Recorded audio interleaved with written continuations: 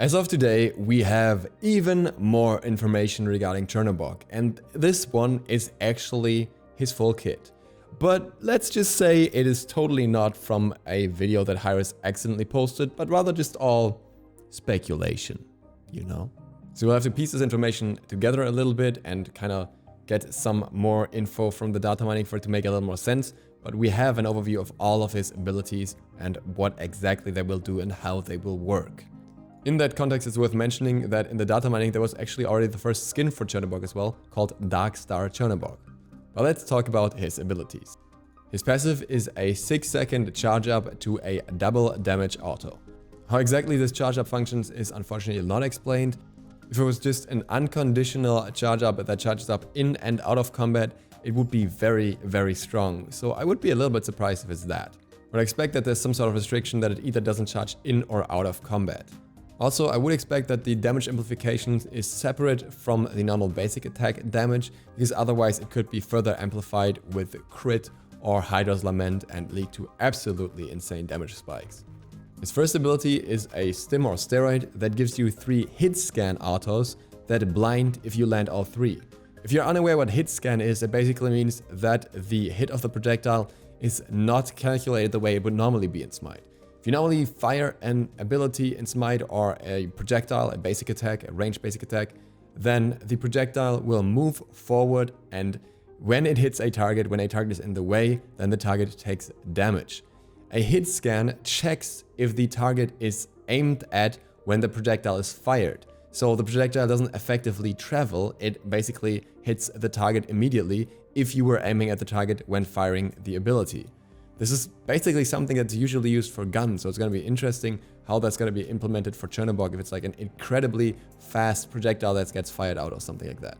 The blind effect is also something that we rarely see used in SMITE, so it's cool to have that on another guard. The second ability is described as Morrigan's Dark Omen and Ice's Spirit Ball combined, that leave a soul damage trail that buffs and debuffs at the same time. So basically you have to detonate a projectile on a target and then they are marked in a way. This mark not only has this buff and debuff, which will increase allied healing and decrease enemies healing, but it also does an extra effect in combination with this one, where when the target is marked and gets blinded, it gets the ult effect from Nox's ultimate. Obviously not all of Nox's ult, but one particular part. And that is that when they use abilities, they will take part of the ability's damage. In Nox's case, this used to be 75% of the ability's damage. I would expect it will be a little less, as this is not an ultimate. As for the 3 that's already been revealed in the last video, you can check that out there. So not much of a point in talking about that again, but what we now also know is that apparently the slow will stack upon entering the wall and exiting the wall, so you can double slow the targets if you want to. And last but not least, we have the ultimate. The ultimate is a possession. You possess an enemy guard and can use their kit, position them, etc.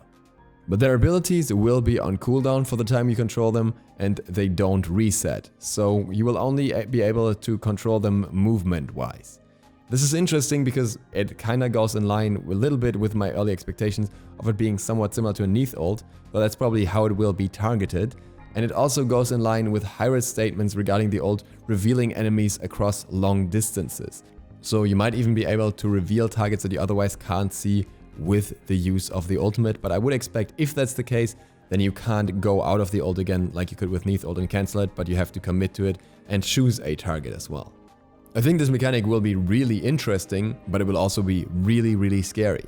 If you're in a situation in a team fight and he is basically safely in the backline and suddenly you get controlled and basically as a squishy gets sent into the enemy team or can't otherwise fight back, I'm not sure how it will work in terms of damage. I would expect you also can't take damage from enemies during the time, but you can definitely be put in a very awkward place or maybe even killed by something like a fire giant. If the enemy team is trying to secure the fire giant, you just pick up one of their targets and send them right into the cleave. There are so many possibilities for a control, a possession, that I would expect this ability to come with a relatively high cooldown to make up for it, and also a relatively short duration, so it's really up to you how you can utilize it properly. The interesting thing is that it's a very unusual ultimate for a hunter as well as much of his kit seemingly being more of a mage kind of hunter. So we will see how that works out. I think he's mostly a hunter for the hit scan ability and for the double damage auto attack. Again, for those of you who are not aware yet, Chernobog will be fully revealed on Wednesday when we also get information about his cooldowns, durations and damage values, which will be very interesting. And with that, thank you guys very much for watching. I hope this was interesting and insightful. If you're new to the channel, feel free to hit the sub button and maybe the bell, it really helps me out. Other than that, see you for the next one tomorrow. Duke Sloth, out.